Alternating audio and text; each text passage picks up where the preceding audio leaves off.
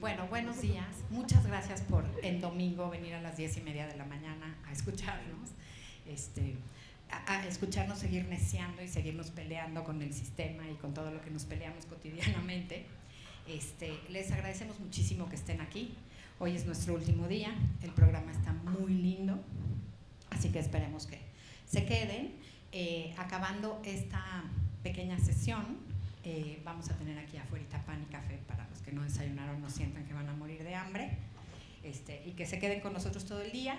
Muchas gracias al Cine Tonalá por recibirnos, es una sede que queremos mucho, que siempre ya lleva un tiempo siendo seminario. Empezamos en el seminario a presentar el plan Cine Tonalá como un caso de éxito, como un modelo de taquilla, como un modelo de iniciativa independiente, y bueno, ya el cine es súper consolidado 10 años después. Hace mucho sentido que sea nuestra casa, nuestra sede, y somos amigos. Hoy, bueno, pensamos esta idea. En el seminario hay una reflexión que siempre nos está tocando en la cabeza.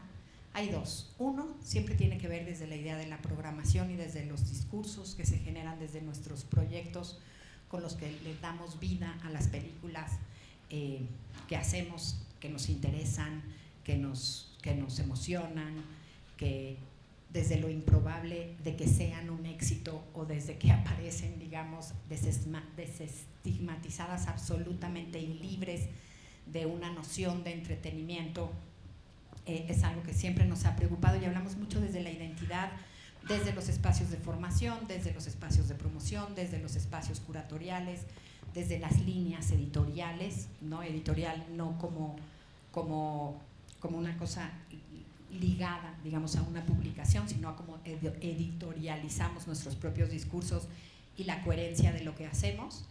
Y bueno, nos da mucho gusto en esta mesa. Pensamos, digamos, en proyectos que, si bien parecen muy distintos, ayudan y tienen una relación con toda esta idea de cómo es la vida de las películas.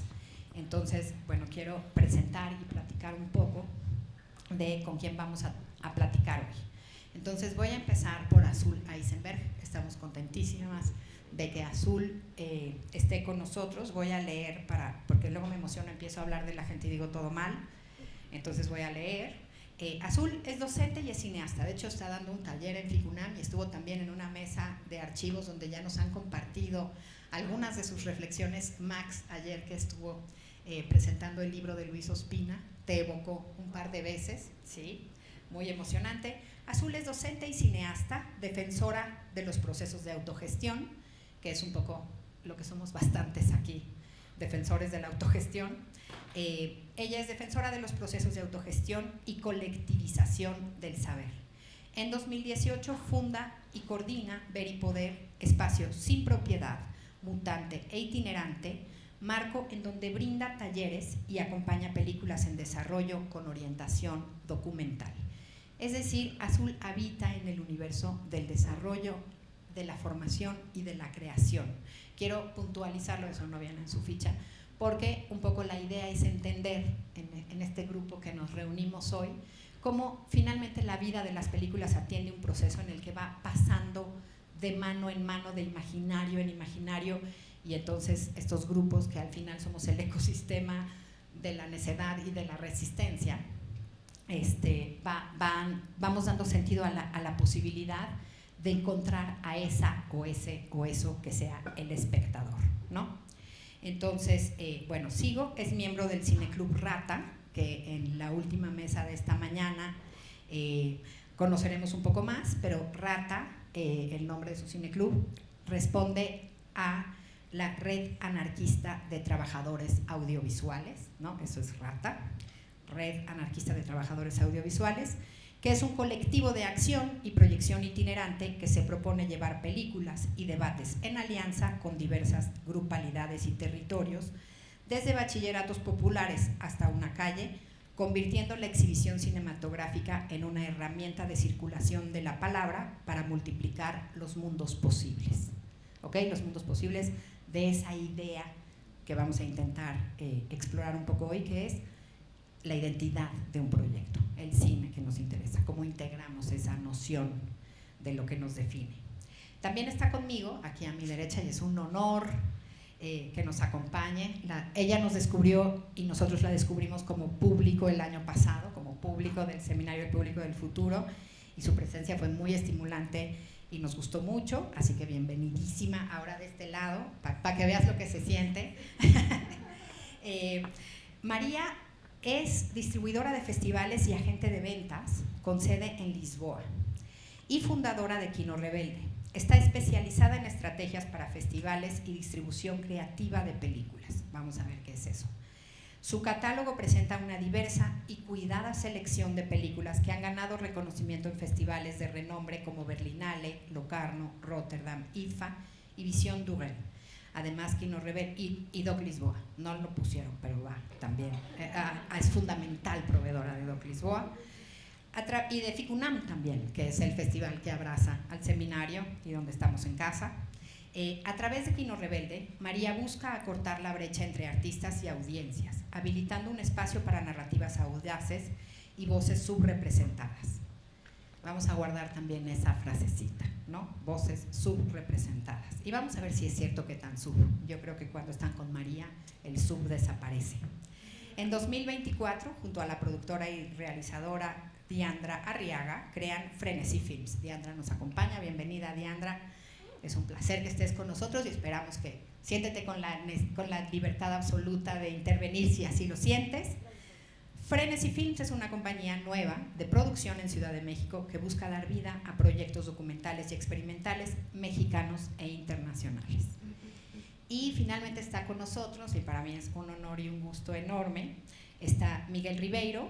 Miguel Ribeiro es director artístico de Casa do Común, en un espacio recién abierto en Lisboa para programación multidisciplinar, es decir, no es solo una sala de cine, es mucho más que eso.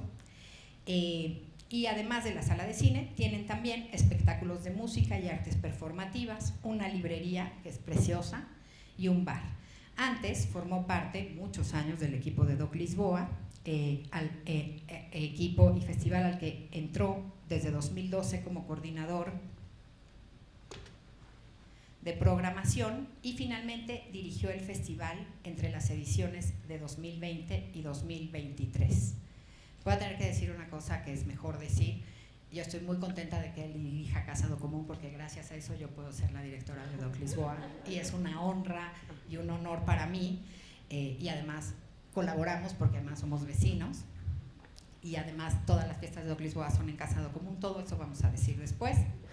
Y también Miguel fundó la productora Filmes do Asfalto y ha sido miembro del colectivo artístico Rabbit Hole. Desde 2016 es miembro de la dirección de Apordoc.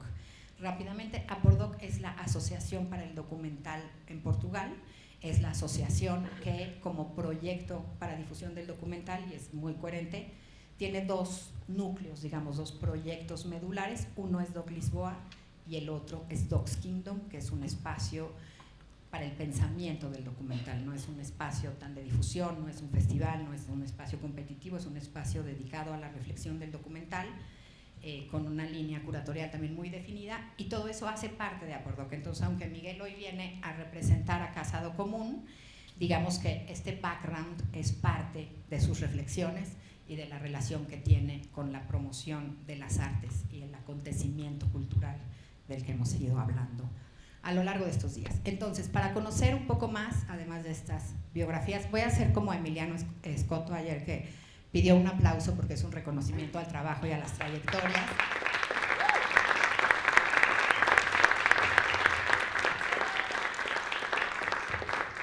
Y vamos a empezar pidiéndole a Azul que nos platique un poco qué es ver y poder. Gracias y bienvenida, Azul. Y bienvenida a México, que vi en tu Instagram que es como tu segunda casa. Bueno, ¿se me escucha bien ahí? Bueno, muchísimas gracias por este honor de formar parte del Público del Futuro y FICUNAM y toda la generosidad que vienen teniendo todo el equipo conmigo. En primer lugar, muchas gracias y estar acompañada de colegas cuyos proyectos admiro. ¿Qué es ver y poder? Bueno, me lo pregunto constantemente. Sí puedo decir que es un espacio de desarrollo y de experimentación que nace en 2018 y que un poco nace como a partir de dos cuestiones, ¿no? Por un lado, el impulso de crear espacios que de alguna manera en mi trayecto universitario no se me habían dado, ¿no? Espacios para la experimentación que tuvieran que ver con lo amateur, ¿no? Acá la palabra amateur para mí es muy importante porque un poco es el corazón del proyecto, ¿no? Tiene que ver con poder realizar las películas con lo que tenemos a mano y al mismo tiempo reivindicando lo amateur como un programa, no solamente como una manera de decir, ¿no? De alguna manera también desjerarquizando esos procesos en donde nos enseñan que tenemos que dedicarnos años a escribir guiones y a buscar financiación para prender una cámara, ¿no? O incluso la idea de que tenemos que prender una cámara para hacer una película, ¿no? Parte de mis intereses están justamente en películas donde sus realizadores no filman, ¿no? Sino reutilizan materiales preexistentes. Y el otro motivo de nacimiento de Ver y Poder, también muy personal, fue un poco no hallarme ni sentirme atraída, o más bien sentirme repelida por los procesos más industriales de hacer cine, por procesos más jerárquicos, y de alguna manera con la inquietud de, bueno, de qué voy a vivir, ¿no? De qué voy a vivir luego de haber estudiado cine y no queriendo convertirme en técnica o tampoco pudiendo, ¿no? Y ahí de alguna manera romanticé la docencia y la sigo romantizando y defendiendo. Y es curioso porque cuando me tuve que poner a pensar un poco en cómo contar qué es Ver y Poder, no puedo evitar pensar que hasta el día de hoy en mi computadora existe una carpeta que se llama Taller de Cine, en singular. Iba a ser uno solo, de un mes, de 4 encuentros, y a raíz del entusiasmo del grupo que se armó, acabó siendo de un año, ¿no? Entonces para mí Ver y Poder fue una manera, es una manera de haberme hecho de un oficio que de alguna manera reunía una serie de cosas que yo venía haciendo o con las que venía coqueteando. Estaba la crítica, estuvo por un ratito la programación también, y fundamentalmente la realización y el interés y la pregunta compartida con muchos colegas por cómo hacer un cine que nos interesa, y en donde de alguna manera su forma estética sea consecuente con una forma de producción, ¿no? Entonces de alguna manera de ahí nace esto, que es Ver y Poder, taller de cine amateur, y con los años y especialmente con el boom de la virtualidad en la pandemia se empieza a expandir.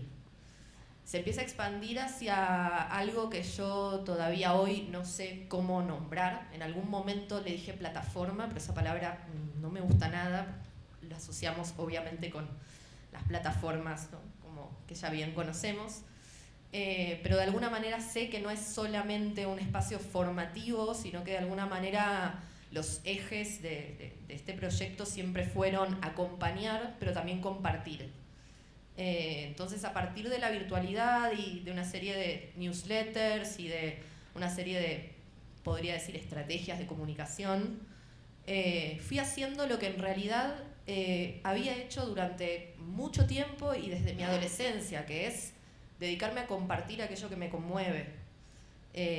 Yo un poco, mi adolescencia está atravesada por los orígenes, ¿no? de internet y de redes sociales muy anquilosadas como Fotolog, donde solo se podía subir una imagen por día. Entonces había que ser muy selectivo, ¿no? con qué era lo que se subía, y eso no me acercó necesariamente al cine, pero sí a la música. O sea, la música que a mí me atravesó la descubrí gracias a lo que otros compartían en internet de esa manera, ¿no? Entonces cuando pienso en el trayecto de Ver y Poder, en este no saber cómo nombrar, pero sí tener muy claro que tiene que ver con acompañar y con compartir, aparece un poco como esta especie de cara quizás más pública, lo que ocurre por fuera de la intimidad de los talleres, que tiene que ver con compartir películas y textos y reflexiones que habitualmente no circulan, ¿no? Y de alguna manera dejarlos en la medida que es posible, especialmente cuando son películas que no son contemporáneas, que no están hoy día habitando los circuitos de festivales, que son películas de hace varios años atrás, dejarlas a disposición, traducirlas y subtitularlas si se puede, ¿no? Buscar la manera de que eso que a mí me conmovió conmueva a otros. Así que eso es un poco Ver y Poder. Hoy concretamente, bueno, ahí está esa página web, tiene un pequeño manifiesto y sobre todo tiene como un poco tres aristas o tres formas que fui descubriendo a lo largo del tiempo a partir de la virtualidad, que son por un lado unos talleres que están grabados, ¿no? que se pueden como hacer de manera asincrónica y desde cualquier lugar del mundo, que es el mundo filmado, y por otro lado está como el corpus principal y un poco el origen del proyecto, que es Ver y Poder, taller de desarrollo y experimentación, que tiene diversas duraciones y que hoy en día, 2024, quizás el salto más emocionante ha sido invitar a una serie de amigas y colegas, cineastas, realizadoras, a compartir también, a formar parte un poco de estos encuentros. Y en último lugar, luego de muchos años en donde las personas de alguna manera continúan, ¿no? trabajando sus proyectos, nace como un tercer grupo, se podría decir, llamado Despliegue, que ya es para personas que a lo mejor están más comprometidas a fondo con entender que lo que están haciendo es una película, ¿no? Eso quizás es lo último que puedo decir. El taller, y así quiero mantenerlo, no es un taller específicamente para cineastas que tienen claro lo que están haciendo, sino que es un espacio precisamente de encuentro con el cine y de experimentación audiovisual, donde vienen personas que son biólogas, antropólogas, escritoras, fotógrafas, performers, y que de alguna manera tienen esta curiosidad que les invito a compartir. Así que no sé si me extendí mucho, perdón, pero eso es un poco. Ya lo pregunto. No, perfecto, no te extendiste nada.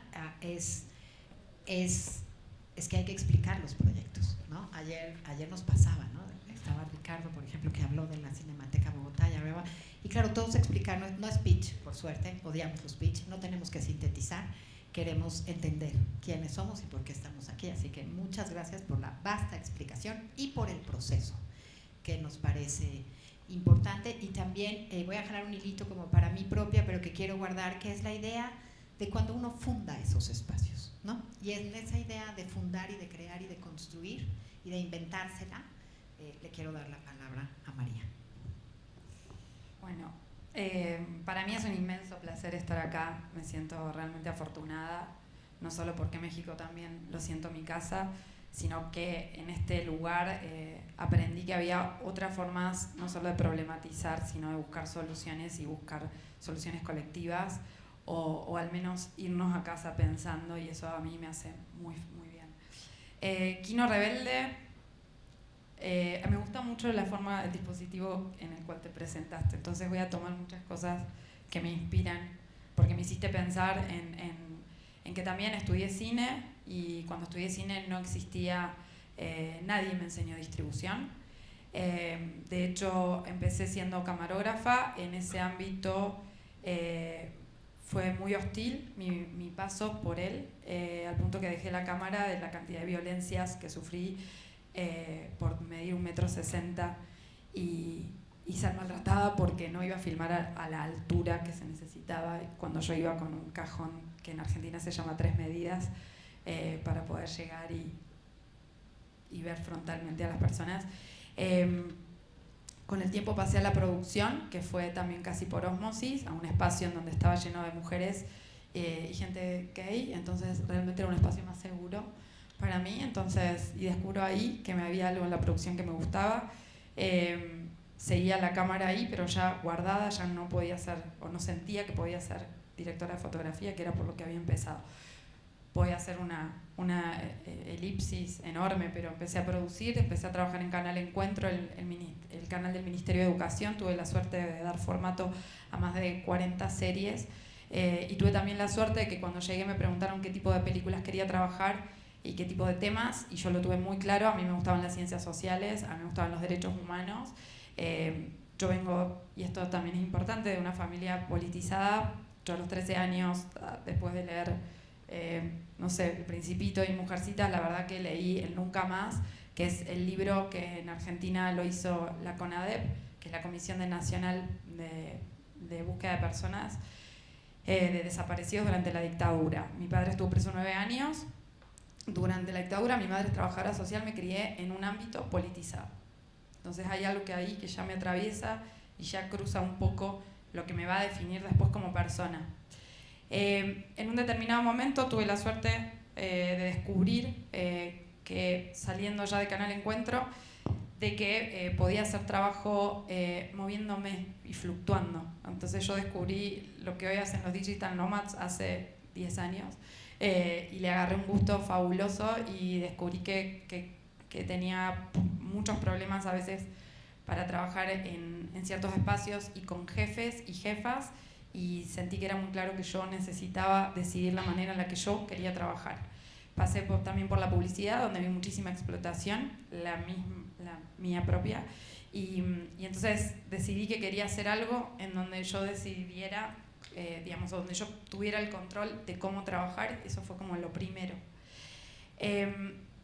Siempre fui muy cinéfila, entonces descubro en un determinado momento, muy por casualidad, que la distribución era algo que en el tipo de cine que hacían mis compañeros no era muy claro, y me gustaba mucho esta idea de, bueno, voy a pensar una estrategia. Realmente empecé llevando un cortometraje filmado de forma secreta sobre estudiantes saharauis en Marruecos, en un momento en donde estaba muy documentado lo que estaba pasando con el muro más grande y más violento que existe, yo creo, en el mundo. Son 2.700 kilómetros de minas antipersonas.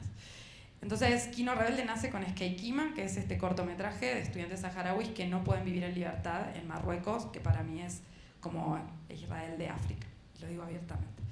La segunda película que apoyé fue sobre derechos humanos, sobre la búsqueda de hijos, y un trabajo que se hacían simplemente comunitario, de pintar murales para recordar a los desaparecidos. Películas muy pequeñas. Cuando digo pequeñas es la forma en cómo se hicieron, no en su potencial.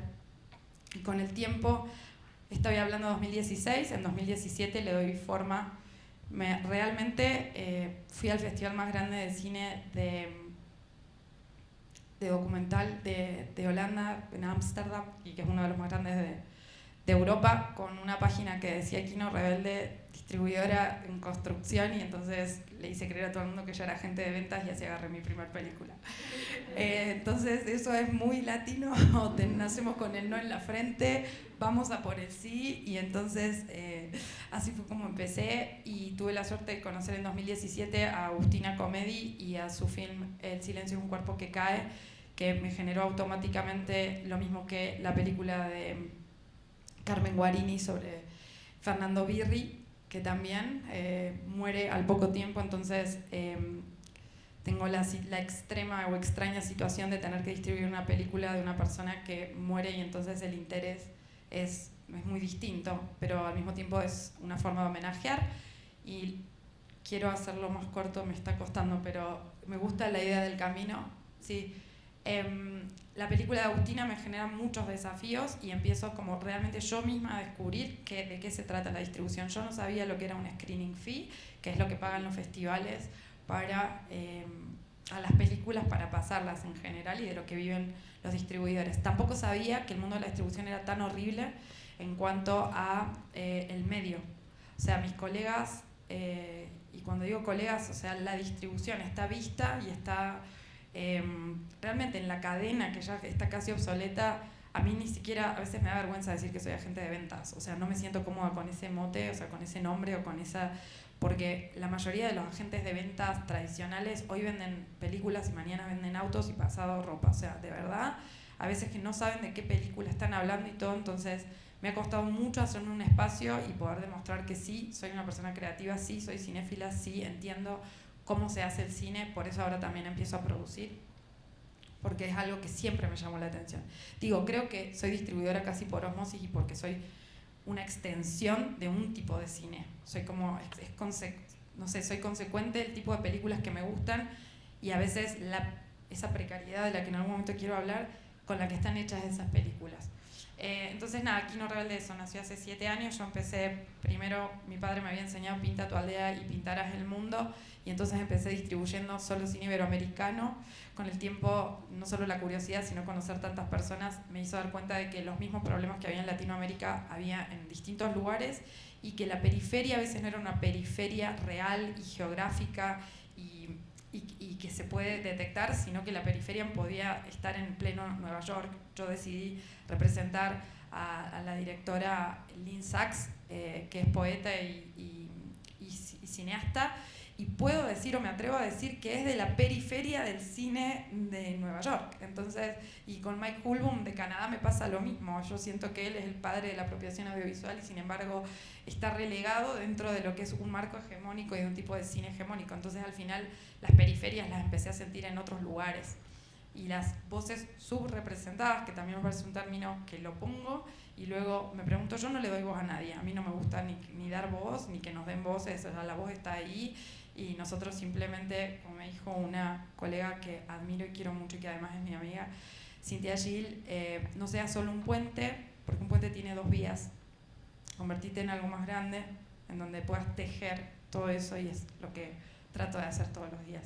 Pero de alguna forma yo fui descubriendo que había un cine muy parecido y que tenía los mismos problemas de realización en todos lados. Me dediqué a viajar, soy muy viajera y tengo la suerte de haberme movido mucho con las películas, y descubrir eso, distintas audiencias, descubrir por qué se programa lo que se programa. He vivido en diferentes lugares, desde Vietnam, Belgrado, Madrid, México, Lisboa, y en cada viaje y en cada descubrir encontré esto, que hay un cine en común, que necesita lo mismo, y que son pantallas. Entonces me abrí, me di cuenta siempre que el documental era lo que me gustaba, que era el experimental, y después el híbrido, y en 2023 me abro un poco más, me reinvento y le doy un espacio a la ficción, a un tipo de ficción que es una ficción experimental y que también me llama la atención. Y al día de hoy, contamos con 4 ficciones en el catálogo. La última me tiene realmente muy orgullosa porque es la última película de Nicolás Pereda, a quien ya admiraba de antes. Y nada, es un reinventarse, tengo la misma situación que ella, me cuesta mucho definirme, pero sí tengo como muy claro hacia dónde quiero ir, muy claro el tipo de películas que quiero defender, y que necesitamos muchos de estos espacios, porque me parece que son tanto lo que ella hace, el espacio de Miguel, y lo que yo intento defender, son espacios de resistencia. Quería mostrar un visual, si se puede, un tráiler pequeñito de imágenes de Quino, solo para que tengan una idea cómo se ve.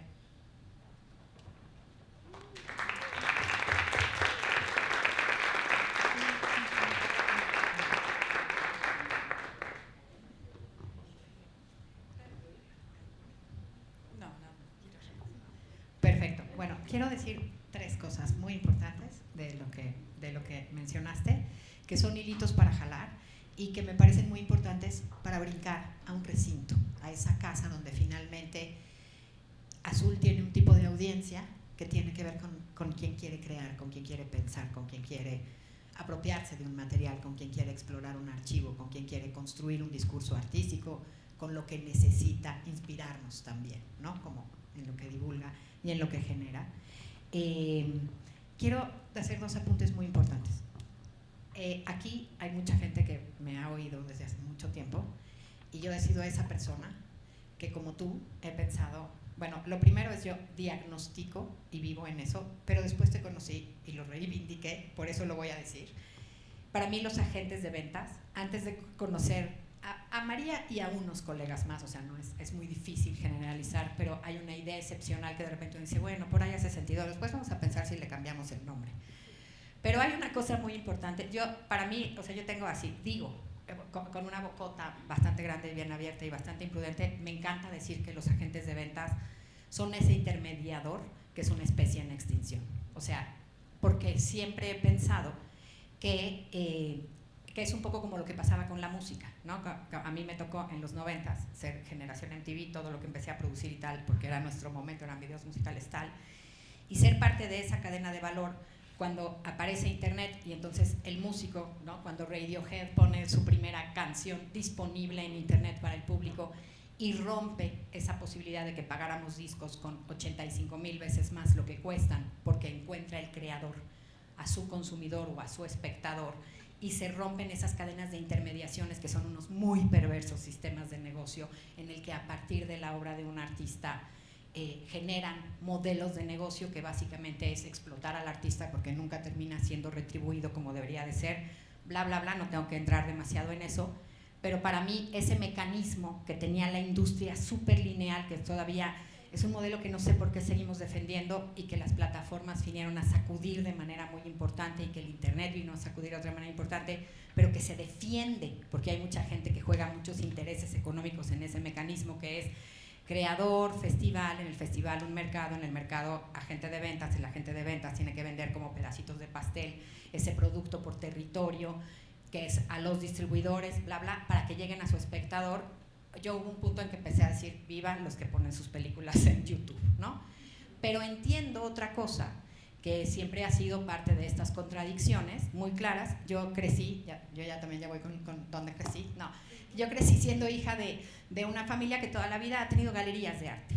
Y si hay algo que entiendo desde niña, es que hay un universo de artistas en el que para llegar a esa persona que compra su pieza o a ese museo que exhibe su obra o a ese curador, ¿no? Que lo integra a un imaginario, sí se necesita alguien que hable por él, porque los artistas tienen que crear, porque los artistas están centrados en su obra. Y entonces estos mecanismos de intermediación, esos puentes de ida y vuelta, esos visionarios que a partir de la obra del otro pueden hacer realidad muchas cosas para que una obra de arte o una propuesta artística llegue a la mirada o a la casa o a la galería o a la exposición o a donde tiene que llegar, sí necesita esa mediación, sí necesita esa persona que va y lo comprende y lo analiza y lo lee y lo ayuda, que es a lo que quiero llegar.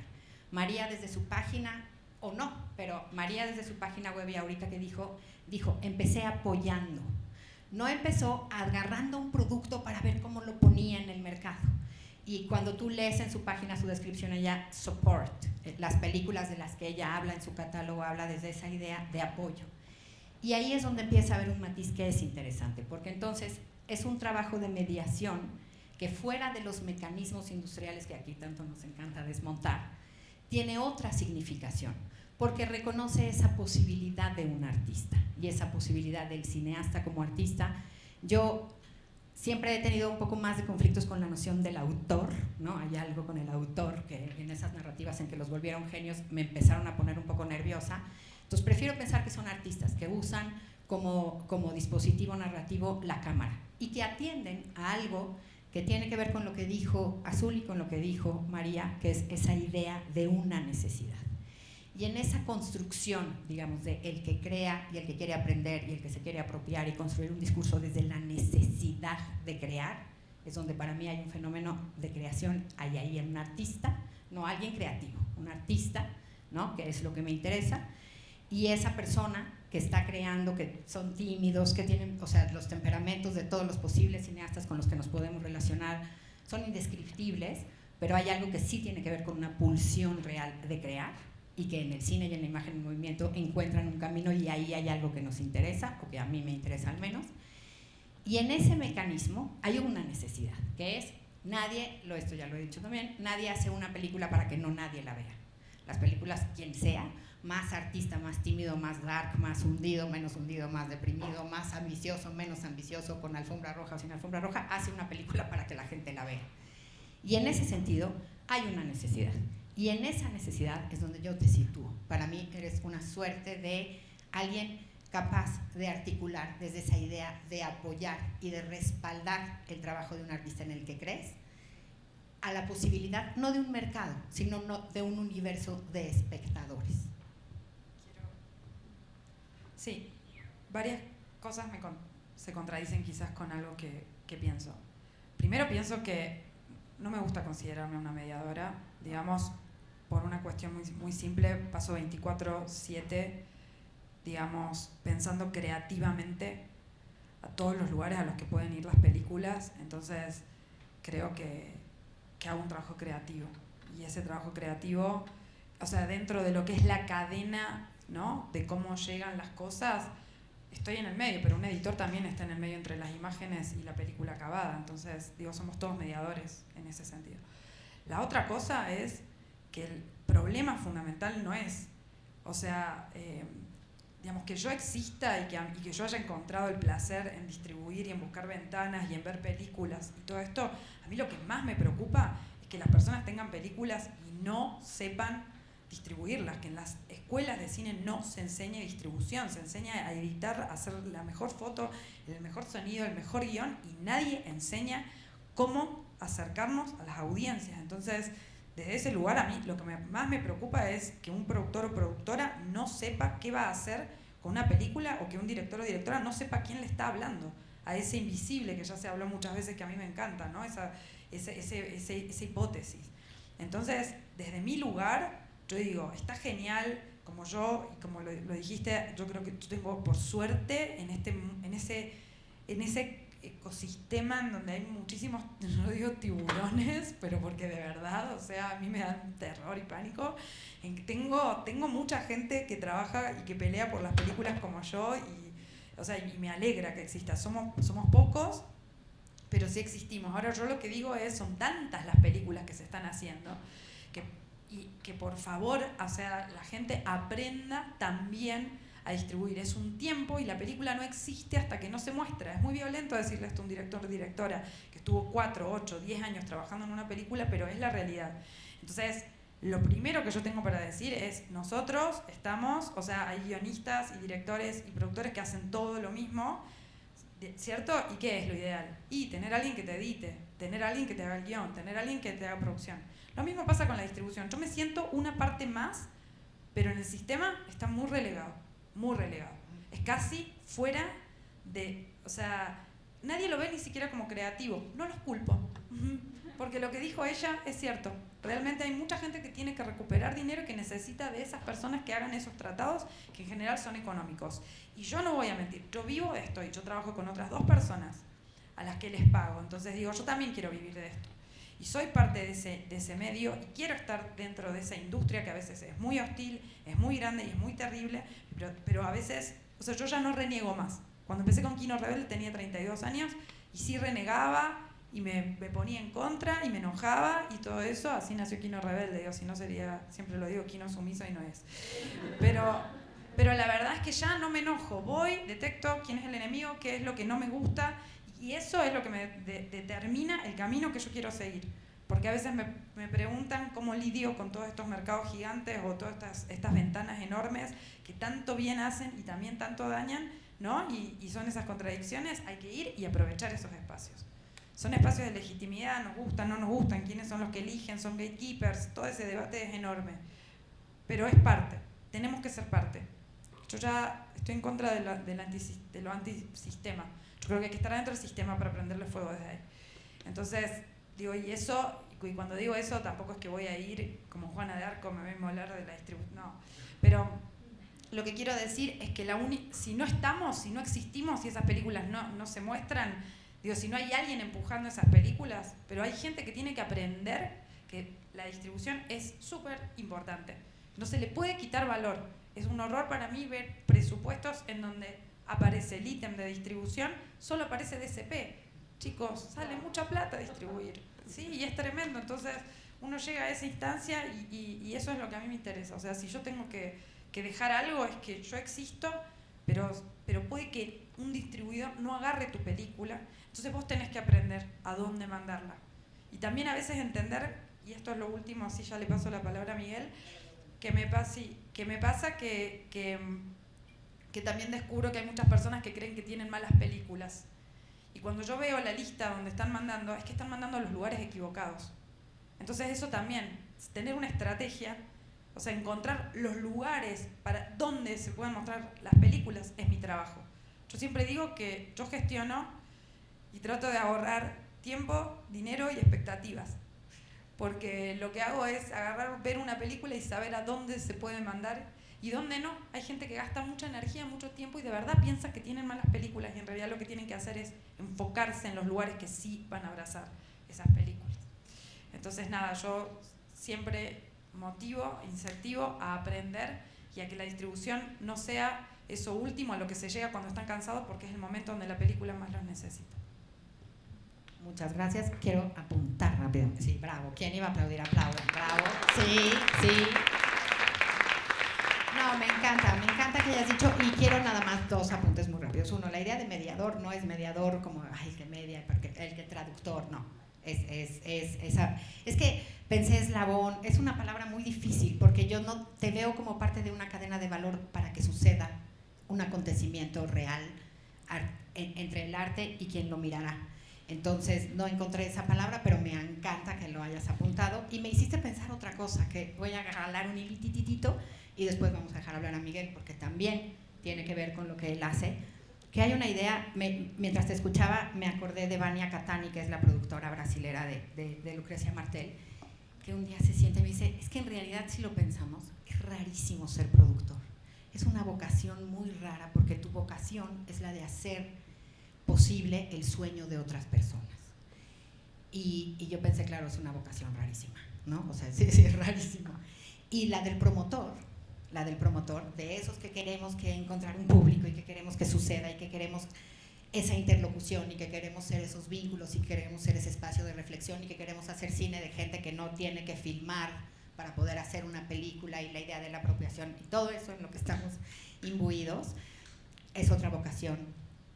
Y hay que guardarlo. Vamos a pensar un poco en eso porque tiene que ver esa idea de vocación con la de crear la identidad de nuestros espacios. Miguel tiene una gran vocación como promotor. Platícanos de Casado Común, Miguel. Bueno, muchas gracias, Paula. Agradecerte y a Isabel por estar aquí. Es mi primera vez en el seminario, mi primera vez en México y desde hace 2 días me vengo inspirando un montón con una serie de proyectos que vengo conociendo, una serie de ideas, preguntas, dudas. Así que realmente muchas gracias y esta charla ya está en ese lugar otra vez, o sea, aquí escuchando a Azul y a María y a Paula como con estas interpelaciones que ya me hacen pensar en muchas cosas. Así que, bueno, realmente muchas gracias, es un honor. Entonces, Casa do Común, yo no voy a hacer mi percurso para llegar a Casa do Común, pero voy a hablar un poquito del entorno de Casa do Común para llegar ahí. Es un espacio... mira, es nuestra página. Que es nueva y que aún tiene muchas debilidades, pero os permite tener una idea. Tiene solo 3 cositas, es como una agenda, un about, sobre y un contacto. Entonces es simple. Bueno, entonces Casa do Común es un espacio muy reciente en la ciudad. Inauguró el 1 de noviembre del año pasado, o sea que no tiene ni siquiera un año. Pero viene de una historia más larga de una librería. Es un proyecto de una librería y es una librería que se llama Ler Devagar, que significa leer despacio y que trae consigo esta idea de crear temporalidades y formas de relación que tengan una otra velocidad en un mundo muy rápido en que vivimos y de muchas demandas. Y desde el principio que esa librería tenía la idea de existir en espacios donde permitiera un diálogo con otras formas artísticas. O sea, siempre ha tenido presente la música, las artes performativas, el cine no tanto porque no tenía disponible una sala, pero esta idea de existir en relación con otras prácticas y que la librería fuera un espacio de encuentro entre audiencias con los libros y con lo que los libros pueden generar, las ideas que traen dentro y en la relación con otras prácticas artísticas, siempre fue parte del proyecto. Y Casa do Común inaugura bueno, Lisboa viene, esto es importante para comprender también el proyecto. Lisboa es una ciudad que viene sufriendo procesos muy violentos de gentrificación y de cambio absoluto de las dinámicas sociales en la ciudad. Los espacios, los barrios del centro de la ciudad se vienen convirtiendo totalmente, las poblaciones se vienen sustituyendo completamente, o sea, las poblaciones más pobres están yendo cada vez más a las afueras de la ciudad y la ciudad está superpoblada de digital nomads con una capacidad financiera muy diferente de lo que eran las poblaciones de esos lugares.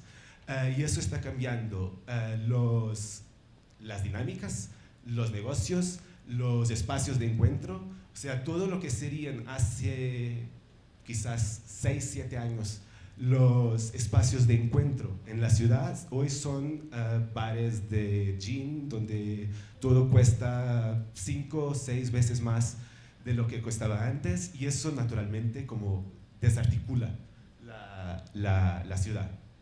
Y el barrio en particular donde está Casa do Común, que se llama Barrio Alto, es un barrio que tiene una historia.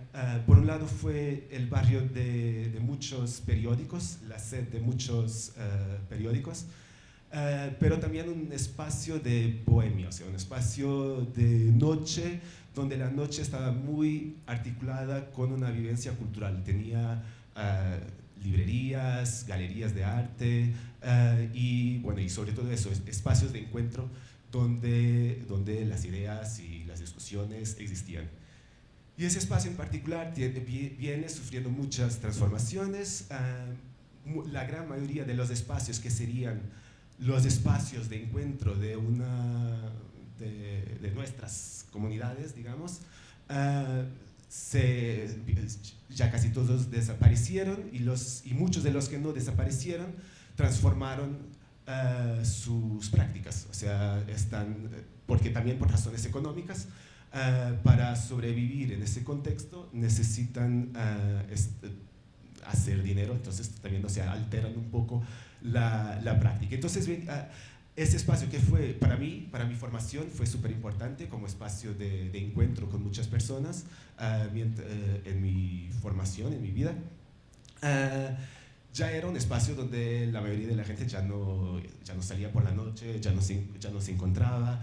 Y entonces es en ese barrio que Casa do Común inaugura el 1 de noviembre y inaugura con la siguiente arquitectura. Y describo el espacio porque creo que la arquitectura del espacio es importante para comprender el proyecto. Es un edificio con 3 pisos que tiene arriba una sala de cine, que es una sala de cine pero que está equipada para actuaciones musicales, para actividades performativas, para conferencias, lecturas y otras ideas que gente pasa por ahí y dice, me encantaría hacer esto aquí, y si funciona, funciona. Al entorno tiene una área dedicada a las artes visuales, sobre todo a la pintura y a la fotografía y al diseño.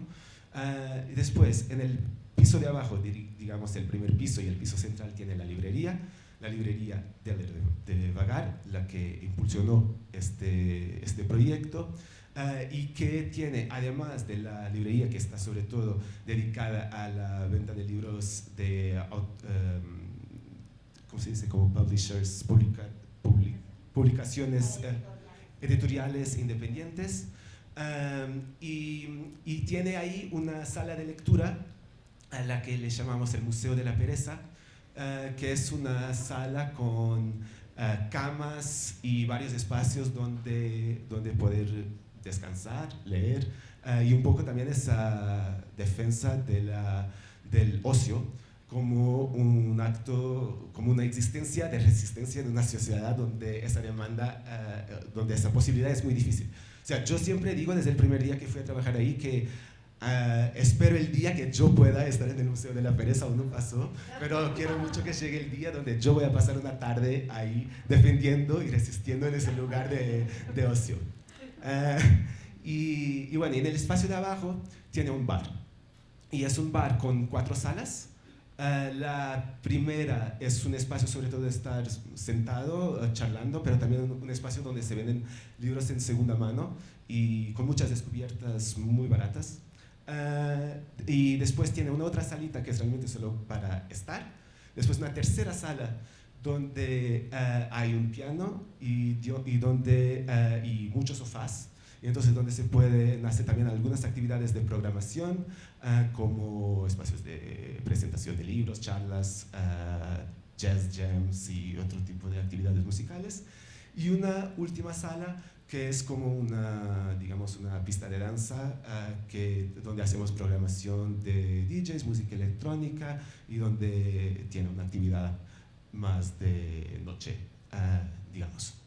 Y bueno, y en este espacio lo que viene siendo propuesto es realmente esta idea de, por un lado, una confluencia de propuestas artísticas, o sea, que la creencia de que pueden existir y dialogar diferentes formas de prácticas artísticas, de disciplinas artísticas, y que los diálogos que permite tener en el mismo espacio, en el mismo día, la presentación de una película, la presentación de un libro y un concierto, puede ser muy rico, tanto al nivel de lo que genera en las reflexiones que, si asistes a todo, tienes en cuanto diálogos de posibilidades de evasión, de inmersión, de lo que sea tu forma de relación, pero también de la coexistencia, y para eso el bar es un espacio muy importante del lugar, la convivencia de públicos y de audiencias de diferentes prácticas artísticas, porque eso es algo que viene también, creo yo, y por eso hablé de la arquitectura del lugar. Creo que la forma como los espacios de exhibición y de presentación cultural están organizados también genera muchas veces una atomización de las audiencias. En Lisboa yo veo mucho, y siempre fue algo que me impresionó, porque a mí siempre me interesó una vivencia más transversal en la fruición artística, pero se ve mucho como el público del cine, el público de la música, el público del teatro. Y ahí algo muy lindo que viene pasando es que realmente hay un encuentro de estas audiencias en el mismo lugar. Y también otra cosa que me parece importante, y eso viene claro de un proceso de inauguración del lugar, pero que también viene generando dinámicas muy interesantes, es que la programación del espacio se está construyendo mucho con artistas de la ciudad. O sea, que las principales líneas de programación la vengo dibujando con artistas que proponen algo y de ahí armamos un diálogo que genera, por ejemplo, un artista de música que me comparte su proyecto y que hablamos, y a partir de ahí, por ejemplo, pensamos en un conjunto de películas que pueda hacer un diálogo con esta propuesta, y de ahí alguien que viene, ve y dice, yo tengo algo que me súper inspira a ver esto y me encantaría presentarlo acá. Y bueno, y ese trabajo de diálogo, por un lado, está siendo muy importante para mí a nivel personal, porque estoy reenamorándome de una ciudad donde veo que existe un nivel de talento y creatividad de mucha gente que yo no tenía ni idea y que vengo descubriendo en ese día a día, en ese cotidiano en Casa do Común. Y por un lado está generando una presencia en el lugar, que en un barrio, y vuelvo a eso, donde mucha gente ya no iba por la noche por lo transformado que estaba, que viene siendo nuevamente reclamado por la ciudad y por la comunidad artística, y no solo de la ciudad, pero que eso también tanto genera formas de programación como de fruición. Y con esto también hay ese barrio. Algo importante es que, si por un lado viene teniendo todas esas transformaciones, también tiene una población muy diversificada, obviamente, en relación a estos nuevos habitantes de la ciudad. Y venimos haciendo también un trabajo de proximidad con tanto centros de día para personas jubiladas como escuelas en el entorno. Y entonces se ve algo también ahí de una participación que no es, y eso para nosotros es muy importante, que no es solamente un espacio de encuentro para artistas, o sea, es realmente un espacio de encuentro y de contacto con la ciudad. O sea, que todo esto son aún semillas, un poco, porque, como digo, el espacio no tiene ni siquiera un año, pero creo que estos son puntos que pueden acá generar algo para las discusiones que vendrán en términos de lo que vamos a ir dibujando. Buenísimo, muchas gracias Miguel, muchas gracias a todos por esta primera descripción de los proyectos. Y ahí vamos entrando un poco en materia, ¿no? Creo que fue importante distinguir esa idea de la vocación y hablar un poco de esa idea de necesidad, ¿no? Porque al final son, digamos, iniciativas que, ¿no?, las que estamos aquí reunidos para construir una conversación, porque aquí tenemos un montón de iniciativas, todas que nacen desde ese mismo ímpetu y desde esa necesidad de generar un algo que se distinga y que tenga una vida y una intención, porque se distinguió un vacío fértil, como hablábamos ayer, o porque se distinguió una necesidad, y porque hubo alguien que tiene la vocación y que tiene la posibilidad de volverse ese caballito de Troya en lo que parecerían sistemas que nos vienen contando. Voy a decir una cosa más del problema de que no enseñan distribución en las escuelas. Qué suerte que no enseñen distribución en las escuelas, porque lo que te enseñarían es un modelo de negocio. ¿Cómo puedes hacer un dinerito más en esta industria? Y no te enseñarían a que busques a alguien que se va a comprometer y que tiene una vocación y que se va a morir en la línea contigo de la mano, haciendo que lleguemos al museo y que lleguemos a ese espacio de performance y que estemos en el scope de ese curador o de este grupo de programadores o de la identidad de ese festival que fuiste a conocer abajo de 7 piedras, donde ese trabajo va a ser reconocido. Nunca se los van a enseñar en la escuela, no se metan a cursos de distribución, vengan al seminario del público del futuro. Bueno, perdón, un comercialillo además ahí. No, pero sí lo pienso de verdad, porque al final Azul empieza reivindicando la noción del docente, ¿no? Y desde un proyecto que tiene una identidad, que en su punto de partida y en su propia vocación ya desmantela eso que yo llamo la profunda crisis académica en la que existe hoy la idea del conocimiento en nuestras formaciones, y en eso que se dice, ese verbo que se usa mucho en este seminario, que es como desaprender, ¿no? En el grupo del cine experimental, que es parte de lo que a mí me emociona mucho estar cerca de los promotores y de los creadores experimentales, es que cuando ellos empiezan a hablar de cómo se aproximan siempre al cine experimental, es como que tienen que desaprender todo lo que aprendieron en la escuela de cine. Azul, ¿hablamos un poco de eso? Bueno, ¿por dónde agarrarlo? No, por un lado pienso un poco en este lugar de los espectadores y no desde el punto de vista de esas preguntas que muchas veces nos hacen cuando aplicamos a proyectos para obtener dinero y demás, que tiene que ver como con cuál es tu audiencia, ¿no? Como si una pudiera no sectorizarla, ¿no? Una pregunta espantosa para alguien que está todavía tratando de pensar un poco qué le pasa con el mundo, por qué quiere hacer una película, ¿no? Digo, muy distante de esa idea de sectorizar al público como en pequeñas parcelas.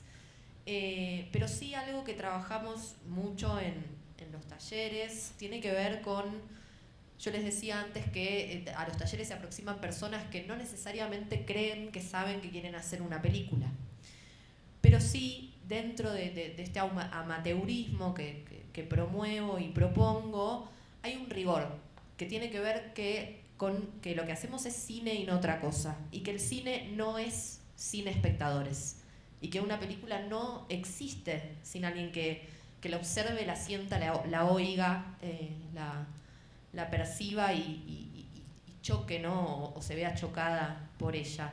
Entonces, en este sentido, para mí un aprendizaje formativo en lo personal y acompañando a otras personas tiene que ver con pensar a medida que nos vamos aproximando, escribiendo, montando, filmando, experimentando un poco con los materiales de esas películas posibles, probables o improbables, volvernos conscientes a cada paso de la idea del espectador, ¿no? Porque si no, y justamente también estos proyectos que yo acompaño en general tienen una fuerte carga autobiográfica, ¿no? La autobiografía tiene siempre el riesgo de encriptarse y volverse para adentro, ¿no?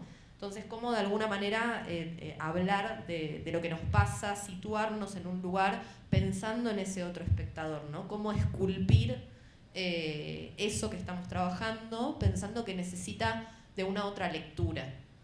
Entonces, para mí, acompañando a personas que van descubriendo que quieren hacer cine, se vuelve importante eso, la conciencia de que lo vas a compartir con alguien más. Muchas veces llegan personas que dicen quiero hacer esto para, no sé, sanar un proceso personal o para mostrárselo a mi familia. Y de alguna manera me parece que lo radical, sobre todo de hacer un cine, si se quiere, en los márgenes, es un poco qué le vamos a proponer compartir a los demás, qué experiencia les vamos a proponer. Así que de alguna manera eso está un poco en el eje de mis pensamientos y de mi práctica. ¿Qué más? Bueno, algo más que iba a decir era que acá hay presentes personas queridas que vienen participando o han participado de los talleres, y también en el festival me vengo encontrando mucho con personas que lo han valorado. Pero no sé, Paula, si pudieras reformular la pregunta, porque me parece que me fui un poquito. Pero no, en realidad respondiste sin responder, porque al final cuando hablas de eso, tiene que ver también, o sea, eso es la identidad. Y esa idea del bordado te identifica. O sea, esa construcción de empatías tiene que ver con una identidad clara, que es algo que no sé si vamos a tener tiempo de elaborar demasiado, pero tiene que ver. Si quieres, vamos a lo que quiere agregar María, y ahorita seguimos elaborando. No, en relación a la docencia, o sea, a mí me pasa, me sorprende, o sea, yo tengo la suerte de haber dado clases en diferentes lugares, no sé, desde la escuela de Cuba, en una universidad en Estados Unidos, digo, donde los chicos hice levantar la mano cuántos veían pelis y cuántos veían series, y cuando pregunté películas nadie levantó la mano. Digo, ese tipo de cosas, y lo que sí me doy cuenta es que todo nuestro proceso es de constante aprendizaje. Yo acabo de tomar una película de 14 horas y yo no tengo, o sea, tengo herramientas para hacerlo, para armar la distribución, pero nadie me enseñó a distribuir una película de 14 horas. Estoy aprendiendo y voy a aprender, y lo excepcional requiere ideas excepcionales y animarse, ¿no? Entonces lo que quiero decir también es que yo sí abogo por la enseñanza, o por lo menos alguien que te diga la distribución es esto, o funciona así, porque hay que despertarnos en ese camino. Sí es cierto que es muy posible que en el 80% de los lugares apunten a ese tipo de distribución, digamos, pero tener herramientas básicas, o sea, yo di un panel en el Festival de Rotterdam en donde empezamos a hablar de los screening fees, que vuelvo a repetir, es eso que muchos festivales suelen pagar y tal, y al lado nuestro éramos 2 agentes, una productora y una señora que hacía algo referido como muy marketing, de documental de impacto, y la chica en vivo preguntó, ¿qué es un screening fee? Sí, todos, ay no, bueno, no se imaginan, nosotros los 2 agentes hicimos, ¿no? Y eso, y fue la comprobación, o sea, la prueba máxima de que nos falta todo eso. Entonces yo digo, hay pequeños elementos que después te ayudan a que vos los incorpores para lo tuyo, pero saber con qué monstruo te estás enfrentando cuando vas a salir al mercado con una película, y cuando digo mercado tampoco hay que asustarse, porque sí es un mercado, que después nosotros querramos ir por el costado, por el borde, y investigar cosas fuera del mercado, maravilloso, a mí me encanta, es mi trabajo todos los días, pero el mercado existe. Entonces yo solo lo único que digo es que cuando abogo la docencia, bueno, estos espacios de poder hablar y que escuchar a todos, a mí escuchar a esos dinosaurios, tiburones terribles, cómo trabajan y cómo ven las películas en cajas, me ayudó a salirme de esas cajas, a curar mi catálogo como lo curo, digamos, que tiene parece un catálogo de un festival a veces, pero lo que quiero decir es que digo, conozcamos así, o sea, el ABC está bueno también para salirnos. Si no lo conocemos, no sabemos cuál es la otra opción. Eso me pasa con la docencia de lo que yo trabajo. Me parece muy bien y lo intentamos compartir, lo hacemos. Y hay que entender ese sistema, porque si no entendemos el sistema no hay manera tampoco de pensar como a qué le tienes que dar la vuelta y cómo lo puedes evadir si no lo conoces. De acuerdo en eso. Ya que estabas con la palabra, dijiste algo que apunta a la identidad de Kino Rebelde. Desde Kino Rebelde en su definición, que no es Kino Sumiso, que es Kino Rebelde, ya apuntaste a una idea de algo que tenía algo que buscaba de alguna u otra manera diferenciarse o ser eso. Más allá del nombre, hablaste ahora del catálogo, que parece de un festival o tal. ¿Qué hay atrás de eso? ¿Qué es eso que tú sientes a través de eso que habla por ti, que es tu catálogo? Más allá de lo que uno puede explicar cuando se presenta y sonríe con la página en construcción. ¿Qué es eso que hay atrás? ¿Qué es lo que hace que viva con esta fuerza y con esa identidad increíble que tiene Kino Rebelde? Gracias. Bueno, es una mega pregunta. Primero yo creo que tengo muy claro lo que quiero, o sea, en cuanto al tipo de cine que a mí me interpela y dónde están mis límites. Digo, mi límite es Netflix. O sea, mi límite es alguien que me propone, y cuando digo el límite, digo, si Netflix me quiere comprar una película que yo ya logré que fuera por festivales, o sea, y que voy a conseguir más audiencias, conversemos, pero que no me permitas llegar con una película que fue hecha para cine y que automáticamente tenga que tener ese otro camino, no va a pasar en mi distribuidora, va a pasar en otras distribuidoras. ¿Me explico? Digo, yo a veces hago como no sé, pero siento como que hay tantas películas en el mundo, como personas que te van a hacer la música, personas que te van a hacer el póster y personas que te las pueden distribuir. Yo con Kino siento que hay algo muy personal, hay temas que yo no voy a tocar y que es por mí. Lo explico esto, es súper importante entender a quién le estamos hablando, pero cuando a quién le estamos hablando no es solo quién es María Vera, quién está detrás, o sea, cuáles son sus pensamientos, también es con una institución, qué moviliza esa institución, quién es ese board, a quiénes financian, por qué lo hacen. Entonces digo, y sentarnos a ver, siempre yo digo, hay que quedarse hasta el final de las películas y ver por qué, quiénes están detrás de esa película y quiénes la hicieron y quiénes la apoyaron. Entonces, yo la identidad de Kino la fui construyendo de a poco con ciertas cosas muy claves, ideológicas, políticas, digamos, como yo entiendo yo no veo como productos a las películas.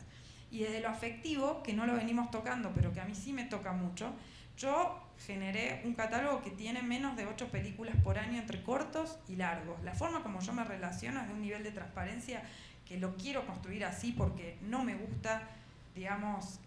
Hay un problema muy grave, no sé si lo saben, pero el mayor problema que suele ocurrir es que las personas le dan las películas a los distribuidores y nunca más casi saben de las películas, solo reciben reportes y el dinero. Yo dejo otros vínculos. De hecho, me ha pasado, y voy a contar esta anécdota, la he contado otras veces, me pasó de conocer a un director en un festival, el director me da su tarjeta, me invita a ver su película, la película estaba haciendo el estreno mundial, voy, veo la película, me encanta, estoy sentada pensando cómo me voy a acercar y le voy a proponer entrar en mi catálogo, y en el medio del Q&A, el director le hizo así, la apuró a una voluntaria para que le dé el micrófono.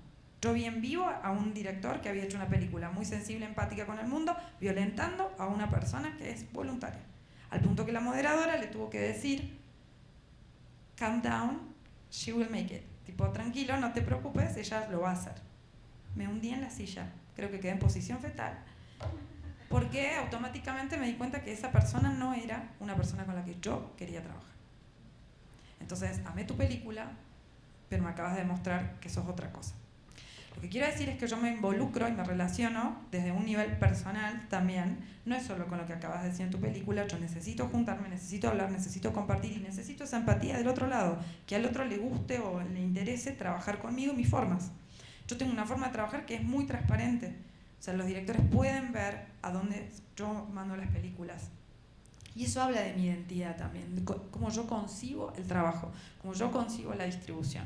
Entonces, yo aconsejo a todo el mundo preguntarle a un distribuidor, ¿qué viste en mi película? ¿Por qué la querés distribuir? porque tiene todos los nichos, porque es LGBT, dirigida por mujer, primera película, discapacitado de la diáspora, no sé qué, o por qué. Digo, porque yo sí tengo las respuestas. Yo tengo la suerte de haber hecho Q&A de mis películas. Cuando digo mis películas, es como si yo las adoptara. O sea, entonces, y eso es un privilegio. Hay lugares y hay festivales en donde no dejan hablar a los agentes de venta. De hecho, en un festival me pasó y el director tuvo que pedir que, por favor, María, hable por su película porque yo la conocía muchísimo y podía defenderla. Yo trabajo 4 años de forma exclusiva y 4 años no exclusiva. Esos años, esos primeros 4 años, solo sepan que es el momento en el que más uno mueve la película en espacios públicos. Entonces, yo voy a estar 4 años en comunicación con esa persona. Yo tengo que poder defender la película, yo la tengo que conocer, tengo que poder deconstruir esa película, entender de dónde viene, de dónde nace y por qué. Y entonces, una de las cosas que marcan mucho el tipo de cine que yo elijo, y que lo elijo para representarlo, porque yo lo represento, pero la película me representa a mí también. Entonces, es saber desde dónde me hablan los directores y directoras. Si yo no veo un punto de vista claro, si yo no entiendo si se le está hablando al Dios o al diablo, y no solo eso, puedo estar viendo una película donde no me gusta lo que se dice. Perfecto, pero está clarísima y tiene un punto de vista claro. Hoy en la sociedad la tibieza, ni de izquierda ni de derecha, o no saber distinguir la libertad, como lo que nos está pasando en Argentina, que quienes más abogan por la libertad son los que están pidiendo más armas para poder reprimir al pueblo. Entonces, también pasa eso. Entonces yo, de alguna forma, trato de entender quién me está hablando, de dónde me están hablando y a quién estoy defendiendo con mi catálogo. Y después sé que hay otras personas y otros agentes que construyen una identidad desde otro lugar, una identidad que es más comercial, una identidad que es temática, una identidad, por ejemplo, siempre me hacen esa pregunta de por qué no tengo pósters. Yo los pósters de las películas me parecen que son una magnífica creación de un diseñador gráfico. Entonces, si uno entra a mi película, sí, claro que sí, y es un trabajo muy difícil de hacer. Alguien que pueda transmitir una película en un póster me parece genial. Pasa que a mí no me habla en general de la película, entonces yo tengo stills, entonces uno entra a mi página y no tiene pósters. No desconfío del póster, el póster me parece muy importante. Pero me parece, y hay gente que entra a ver películas por el póster, está muy logrado eso. Me pasa lo mismo con el tráiler, yo trato de no mentir en el tráiler trato de contar la esencia. Lo mismo con la sinopsis, no trato de que alguien entre a ver una película o saco información o pongo tal. Esos trabajos los hago y me puedo dar el lujo de hacer ese trabajo también porque trabajo con pocas películas por año. Entonces trabajo de una forma muy artesanal, lo hacemos 3 personas, escribo festival por festival, le digo por qué quiero presentar esta película en tal sección. Entonces creo que al final Kino es eso, es una forma de trabajo personal, la forma de cómo me comunico, la forma que trato de ser flexible para hacer posible las proyecciones.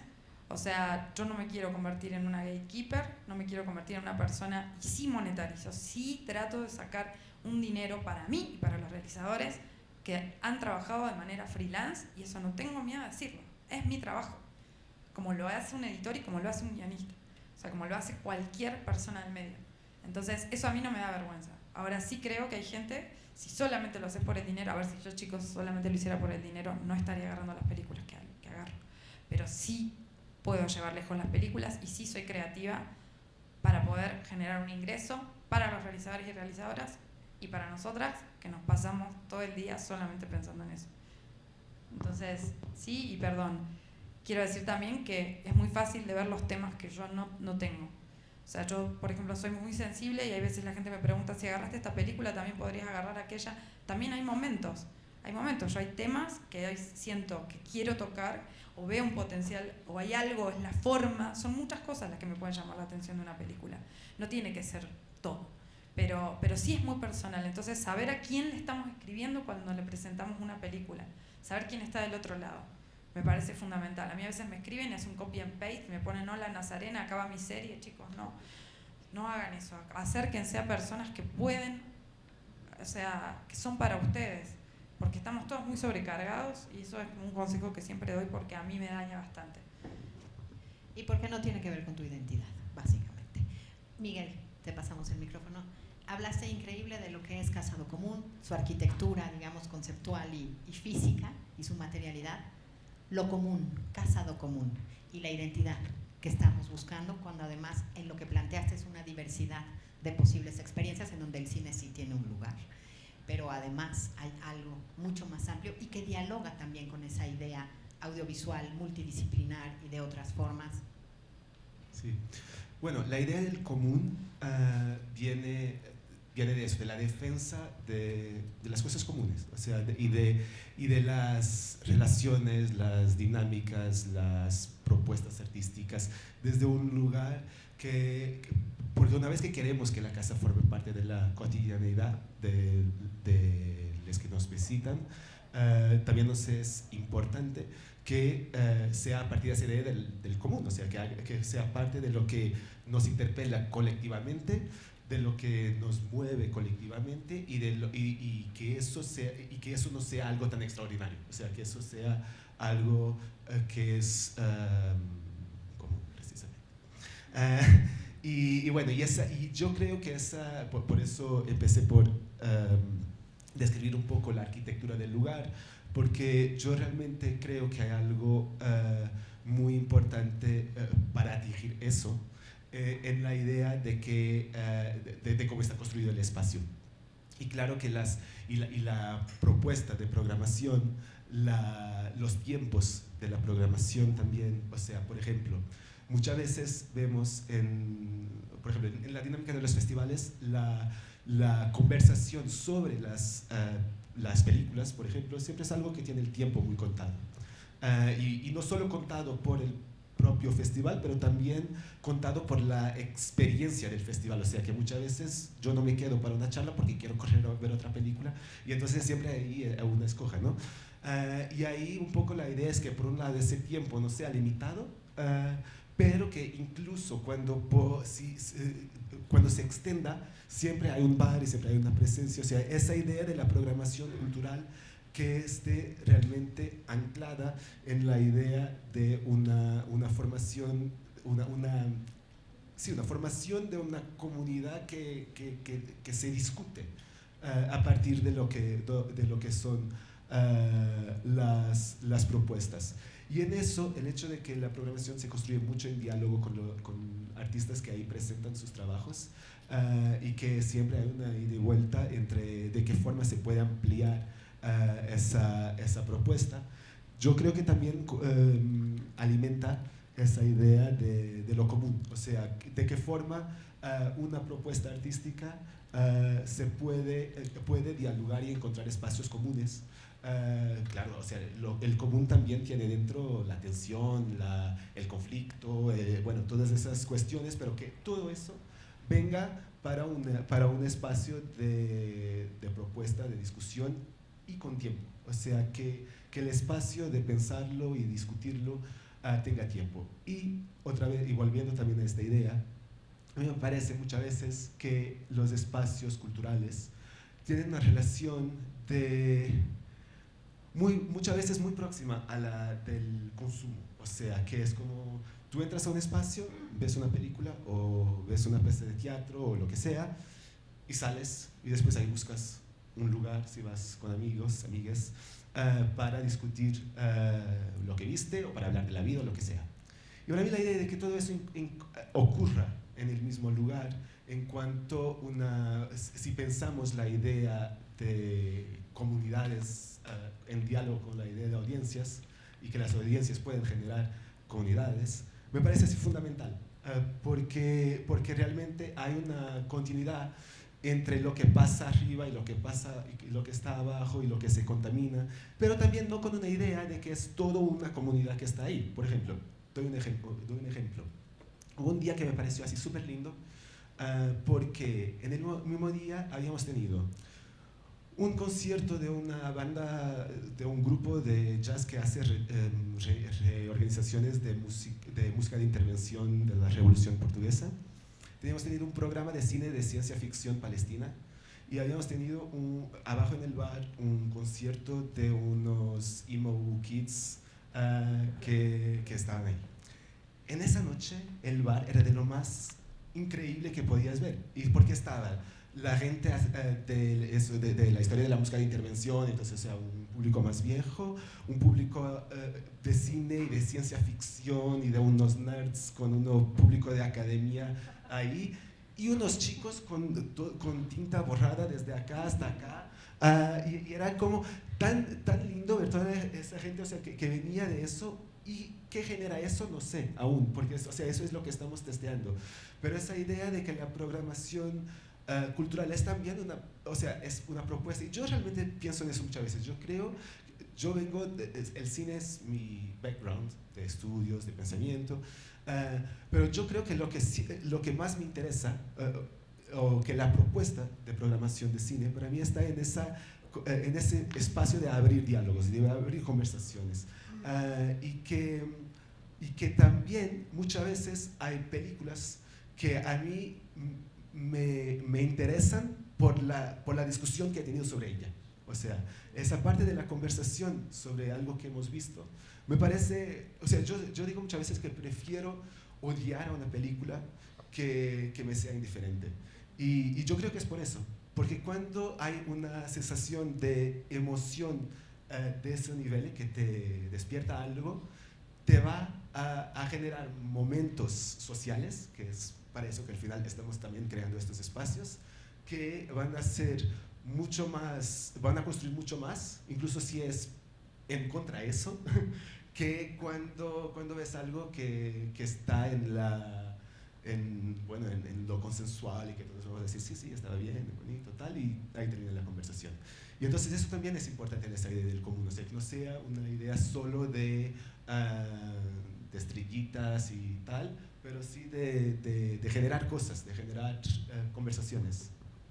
Qué lindo eso, me encanta la idea de lo común, no desde la afinidad y desde la empatía y de todos somos iguales, sino justo desde una postulación que tiene que ver con la posibilidad de esa diferencia.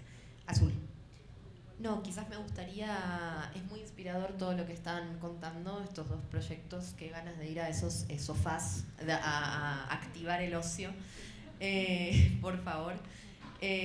No, pensaba tal vez que me faltó decir un poco más en torno a la identidad de Ver y Poder, que de nuevo es una pregunta compleja porque es algo que se continúa construyendo en el tiempo y lo nutren las personas que vienen a formar parte de ello. Pero de alguna manera, para mí un gran aprendizaje de los últimos años fue precisamente pensar cómo las películas se pueden nutrir de otras disciplinas, ¿no? Les decía que de repente trabajo con una persona que es bióloga o con un artista textil.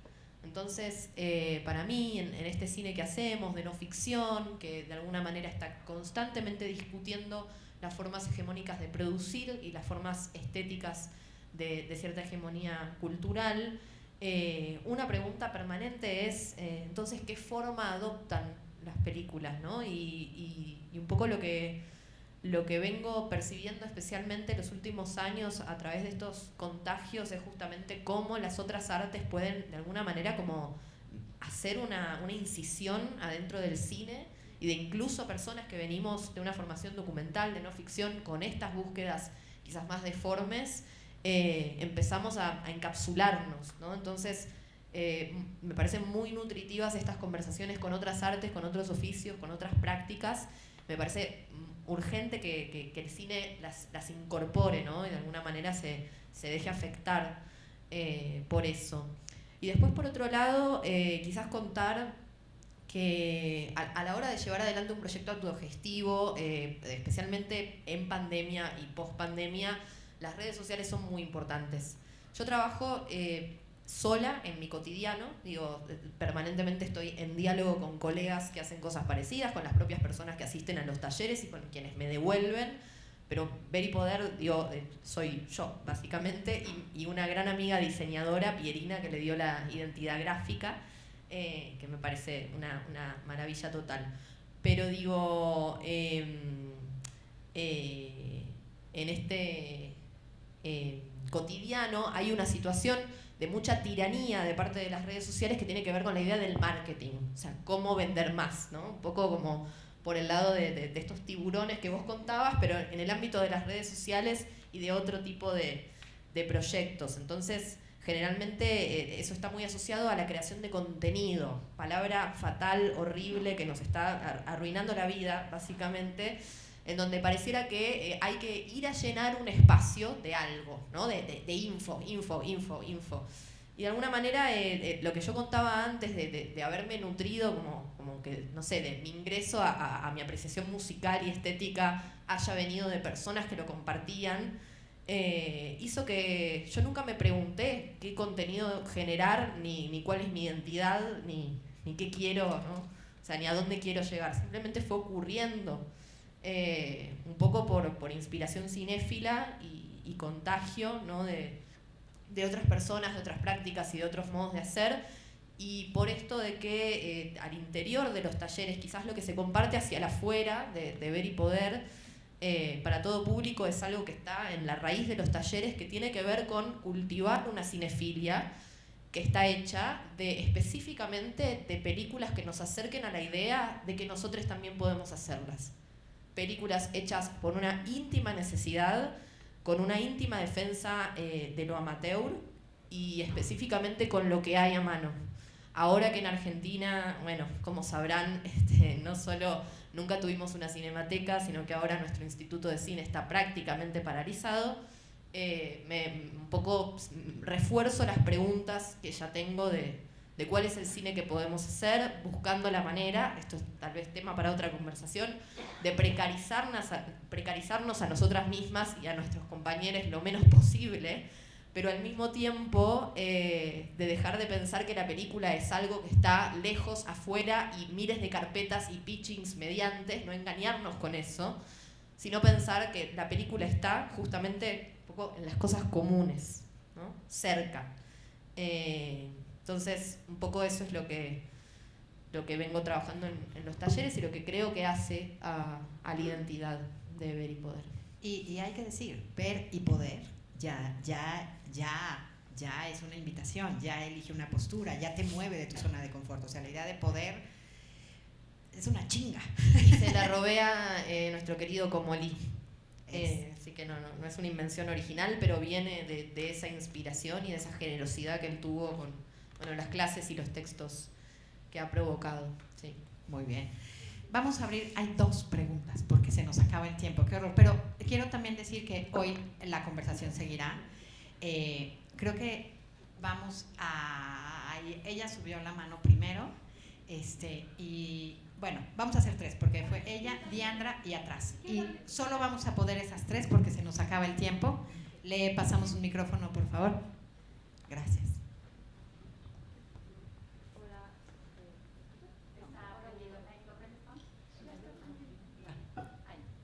¿Ya? Perfecto. Paloma de la Garza, mucho gusto. Bueno, primero que nada, muchas gracias a todos por estas conversaciones y estos proyectos tan interesantes y apasionantes. Yo fui distribuidora en Francia, bueno, estudié cine en Francia y hice una maestría en investigación, porque la docencia para mí siempre ha sido algo increíble. Y al final pues no hay trabajo y entonces empecé a trabajar en una distribuidora en París. Trabajé en 2 diferentes, un poco menos de 2 años, y salí de ahí extremadamente triste, como realmente muy triste, porque hay una violencia impresionante, porque hay un elitismo súper grande en los proyectos, porque no abrimos espacios hacia proyectos independientes. Y eso que la primera que trabajé era una distribuidora de cine independiente, de arte especializado en cine iberoamericano, o sea, latinoamericano, español, y hubo proyectos muy bonitos, pero yo trabajaba como asistente de adquisiciones, porque la diferencia de la distribuidora internacional y la distribuidora nacional que pues compra estos derechos de distribución. Y fue súper triste para mí, porque la primera pregunta, o sea, yo le hacía el planning a el de adquisiciones para que fuera a los festivales y le decía, ve a ver estas pelis, te hice estas citas, y la primera pregunta es, ¿vamos a ganar dinero o no? Como, ¿cuántas entradas va a tener esta película, ¿no? Y esto es muy triste, porque aparte Francia es un espacio en el que el ecosistema cinematográfico es favorable, o sea, hay una economía circular muy interesante, y entonces incluso si eres un distribuidor independiente vas a sobrevivir. Entonces abre espacios y arriésgate para que pues la gente pueda ver un cine diferente, ¿no? nunca sucedió. O sea, nunca sucedió, me cambié de agencia a una, incluso pues un poco peor. Tienes 3, 4 películas francesas, gran público, o sea, para todo público, y luego un proyecto que a lo mejor te parece mucho más interesante, que es súper difícil de distribuir, porque no entra dentro de los márgenes, dentro de los cuadros. Entonces mi primera pregunta, María, era ¿qué tan difícil ha sido para ti? Porque yo estuve del otro lado, pues vender o apoyar o distribuir, darle vida a estos proyectos. ¿Cómo lo has logrado en este ambiente tan hostil y tan cuadrado? Porque pues te admiro muchísimo, o sea, mi idea era esta, ¿no? O sea, ¿cómo logramos espacios? Y salí de ahí con una patada en el culo y triste. Entonces... Sí, a mí también me entristece muchas veces, o veo la forma como te miran, y eso yo escuché atrás mío alguien que dijo una vez, los distribuidores chupasangres, una cosa así. Yo me volví al hotel y me largué a llorar, digo, como que hay que afrontar un poco esas cosas. Fue un trabajo de hormiga, como decimos en mi país, fue dándome la pera contra el piso. Te vuelvo a repetir, yo no sabía, no vengo del marketing, no vengo de vender nada, o sea, venía de otro lado. Yo hice un corto y lo dejé en un disco rígido. O sea, yo filmé un corto, o sea, yo dirigí un corto y lo maté. O sea, digo, hasta en eso hice mal. Entonces, la verdad que ha sido un trabajo muy minucioso, muy de confiar todo el tiempo, pero yo estuve económicamente pasándolo muy mal al comienzo. Yo no tenía, o sea, lo hice como, digamos, no vengo de una familia de dinero, no. Entonces, realmente me costó mucho y aprendí a valorar cada paso que daba. Creo que lo que me pasó es que descubrí que no, y me senté con todos, con Al Jazeera, BBC, no sé, Arte, con todos, y no dejo de pensar que algún día puedo venderle, digo, ya he vendido a New York Times Up Talks y 2 cortos y me siento súper orgullosa, digo, pero y con otros espacios me cuesta un montón. Creo que fue esto de darme cuenta de que habían miles de lugares y espacios alternativos, y a cada lugar que viajo, yo un momento agarré una mochila y salí, decidí no alquilar más mi casa y salí con una mochila de festival a festival, lo hice por un año. Digo, era como que iba y quería conocer, y realmente, o sea, además yo siendo latinoamericana, digo, me tuve que hacer un espacio también en Europa, que no es fácil, digo, con mi identidad y con mis... Digo, es como que fue difícil también. No lo digo, es un lugar de víctimas, sino de cultural y de todo tipo. Entonces, era un lugar, además también es un espacio de muchos hombres, tengo que decir, y que también ven todo como todo económico, y yo por ahí hasta me sentía media naif de bien, cómo veía yo las pelis o cómo tal. Con el tiempo me fui empoderando, pero fui confiando en una cosa muy simple al comienzo. Yo me quería hacer buena en una sola cosa y traté de enfocarme muy puntual en eso. Entonces no me corría de un lugar. A veces el que abarca mucho tampoco se hace bueno en algo. Entonces, pero ha sido una lucha. Yo no voy a venir acá a decir que fue soplar y hacer botella. Para nada. Entonces son 7 años en los que agarré los cortos. Es amor al arte, chicos, o sea, pero apoyar cortos es apoyar a un director o directora que quizás está haciendo una película que después va a subsistir. Digo, agarrar las 40 películas de Lynn Sachs, digo, no te sé decir. Creo que perseveré, creo que, o sea, la coherencia o la intención de ver también, vuelvo a repetir, ver las pelis que no me gustan, ver lo que hace el otro compañero o compañera que no me gusta para diferenciarme. Ha sido como, o sea, yo ahí no quiero estar.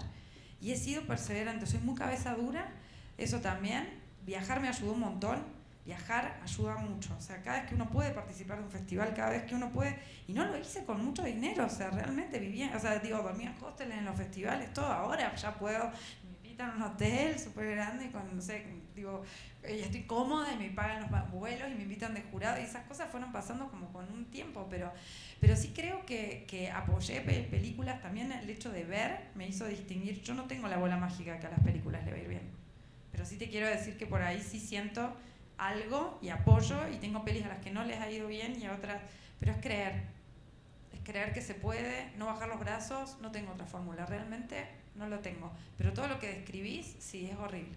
Y también me ha hecho a veces pensar en querer cambiar de trabajo, y ahora voy a producir por eso un poco. Gracias, María. Hola, gracias. Sí, me sumo, bueno, soy América y trabajamos Carlos y yo en Cineca, en Guadalajara. Me sumo, Paula, a lo que dices de la distribuidora se tienen que venir, tienen que estar aquí presentes y si no, voy por ellos. Creo que como exhibidores, no sé si voy a hablar por todos y por todas, pero es una lucha y sí, distribuir es una lucha, debería ser una lucha, no nada más recibir el reporte y recibir el dinero, ¿no? Creo que es una lucha y así como también exhibir. Entonces, ¿cómo hacerle para que esa distribuidora o ese amor recíproco por el espectador o espectadora que realmente sí vea esa película, cómo hacerle para que no nada más sea un cine de impacto o una campaña de impacto, sino que también se interese ese distribuidor por cuántas butacas tengo, cómo es mi público? No existe ese diálogo, no existe esa comunidad, no existe esa mancuerna. No sé si a nosotros nada más nos pasa en Guadalajara, pero creo que la distribución tendría que ir muy de la mano, tendría que ser uña y mugre del exhibidor. ¿Cómo hacerle para que ustedes, que son distribuidores, lleguen y toquen la puerta y nos conozcan a nosotros para hacer una buena taquilla, un buen impacto de esa película, ¿no? Fui breve, perdón. No, está muy bien. Es muy difícil de responder con el tiempo que tenemos, pero es una conversación que durante el día se te va a ir respondiendo y me parece muy interesante. Por lo pronto, yo creo que hay algo, perdón si suena un poco sintético, pero hay algo de lo que hemos escuchado acá. No sé, aparte ahorita no sé si alguien más quiere agregar, pero nos necesitamos. O sea, nos necesitamos. Cuando hablamos aquí de ecosistema, cuando inauguramos con esta cosa más romantizada, menos romantizada, más criticable, menos criticable, con esa idea del micelio, con esa idea de entendamos la necesidad de una red, entendamos la necesidad de los vínculos, entendamos la necesidad de que si no, o sea, este seminario justo se llama Horizontes Afectivos y tiene que ver con los afectos desde donde lo planteó María y desde las necesidades de lo común y desde las necesidades de ver y poder y desde esas posturas, pero sí nos necesitamos y hay que identificarnos. Y ahí esa idea de la identidad que abre esos vacíos fértiles, porque estamos llenos de vacíos, tiene que ver con esa desectorización, como Azul hablaba de la sectorización de las audiencias. Si seguimos pensando así en cajitas y no nos empezamos a seguir comunicando y a plantear estas problemáticas y a invitarnos y a reconocer quién sí quiere ir a tu sala. Cuando yo me senté aquí, le dije a María, tienes que conocer a los de Cine Inminente. Cine Inminente es un espacio en Tehuacán, Puebla, de este tamaño que tengo el honor de conocer y celebro que están siempre con nosotros, gracias. Pero al final, o sea, lo que es Cine Inminente, yo que produje una peli, que por eso conocí el espacio, no me propuso ni dinero, ni más de los 18, 16, 20 espectadores que tuvimos, una proyección hermosa, removedora de sus audiencias. Sigo en Instagram con gente que conocí ahí a partir de esa película que se exhibió, y lo que tenga lo voy a llevar siempre a Cine Inminente, porque el dinero, que es algo que siempre digo, tiene una cualidad muy, muy, muy buena, muy fabulosa. Solo es dinero. Solo es eso. Todo lo demás tiene un montón de valor y acaba traduciéndose en dinero, que es de lo que habla también María, ¿no? Yo siempre, María defiende el FI, defiende que paguen, defiende que tiene que vivir de eso. Pero también doy gratis las películas, porque hay propuestas como el Cineclubcito Boliviano, que lleva Diego Mondaca, que lleva las películas por toda Bolivia. Hay 2, 3 festivales en Bolivia. Si yo quiero que la audiencia en Bolivia pueda ver la película, yo la voy a dar gratis. Y yo eso, o sea, contra eso, o sea, y ahí sí, decime puente, decime mediador, decime lo que quiera, pero obstáculos no, para que se vean las pelis no. Pero sí quiero decir que yo tuve una experiencia, esto que te pasa a vos, la primera experiencia que yo tuve de poder conocer agentes fue durante Doc Lisboa. Doc Lisboa, durante la pandemia, hizo una actividad que se llamaba Exhibitors Meet Sales. Por primera vez me habían puesto en la cara a los exhibitors y entonces cada uno se presentaba. Les juro por Dios que fue de lo más enriquecedor en el Festival de Sheffield también había uno que se llamaba, vos te presentabas solo como agente, te parabas, tenías 2 minutos, te presentabas y te había 200 personas. Y después te tenías que quedar sentado en el lugar donde estabas y venían y hacían cola a las personas para... A veces tenemos que generar esos... En otro lugar nos pusieron colores, eran como vieron las cosas, las collares hawaianos. Entonces entraba y te preguntaba, ¿vos qué sos? Agente, rojo. ¿Vos qué sos, productor? Y entonces ibas buscando a lo que te convenían para hablar, ¿entendés? Hagamos más de esas cosas, porque eso a mí también me cuesta conseguir. Yo busco, cada vez que viajo, voy, veo cine, los tiempos libres que tengo son para ver cines alternativos, pero nos tenemos que conocer, nos necesitamos, tenemos que tejer redes así. Ellos me buscaron, yo ya con Cine Inminente 3 pelis tuve, me explico, y ya con ellos puedo hacer el acuerdo. Y el acuerdo del fee, ellos sacan la taquilla, yo no sé lo que sacan de taquilla, yo con ellos ya acordé, yo particular, o sea, nosotros tenemos un fee, digo, pero solo que lo vayamos viendo, porque sí nos necesitamos mucho. Eso. Última. Sí, por supuesto. Y luego Diandra, y luego vamos a tener que cerrar. Voy a ser muy breve. No, yo solo quería agregar sobre la parte que referiste sobre como eso de mantener gente en la sala, de llenar la sala, tal. O sea, esa es la gran pregunta y que no hay respuesta, pero sí que hay algo que me gustaría compartir que creo y que está siendo como la principal cosa en este primer año de actividad en Casa do Común, creo que es en esta dimensión local de los espacios, porque la verdad es que las audiencias están ahí, en esa dimensión local, están en la ciudad, es realmente encontrar formas de estar siempre en diálogo con la ciudad, estar con atención a lo que está pasando, a cuáles son las grandes cuestiones, dificultades, y no es para contestarle con la programación directamente, pero que eso forme parte del discurso de las preocupaciones del lugar que estamos haciendo. Y también otra cosa es generar una red dentro de la ciudad con aquellas que son las asociaciones, cooperativas, grupos, lo que sea, que están movilizando gente que ya están movilizadas y que buscan un espacio donde discutir sus cuestiones y traerlas adentro y a que tomen el espacio. Y nosotros estamos programando Casa do Común hace 6 meses y yo creo que ya hemos tenido programas con más de 50 asociaciones de la ciudad de Lisboa, pero realmente de escribirles y preguntar, ¿tienen algún debate que quieran tener ahora? ¿Tienen algún programa que quieran? Por ejemplo, ese programa de ciencia ficción que hablé, no fui yo que lo programé, fue hablando con una persona de una asociación que está haciendo un montón de protestas por la liberación de Palestina, que estábamos hablando sobre eso y estábamos pensando en un debate. Y en cierto punto ella me dijo, pero ¿sabes qué? Yo siento que en este momento se está imaginando el futuro de Palestina. Entonces vamos a crear, entonces de ahí salió la idea de hacer un programa de cinema de ciencia ficción de Palestina.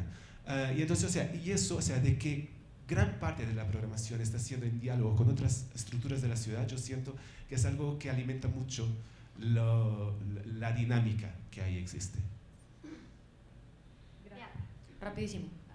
Bueno, yo tengo la fortuna de conocerles al estrés y de admirar mucho lo que hacen. Y voy a tratar de ser súper breve. Cuando estuve en Argentina en noviembre, tuve chance de asistir al Cineclub Rata en varias ocasiones. Y fue un espacio que a mí de verdad me cambió la vida. O sea, cuando conocí a la gente que hace esta red de trabajadores anarquistas, y hacen algo muy, muy único, que es hacer el cine en los barrios, en distintos barrios, en lugares que no son cines, hacer una curaduría de las películas que se están pasando. Estoy usando el Rata como ejemplo. Y al final lo más importante es tener un diálogo sobre este encuentro que se tuvo, ¿no?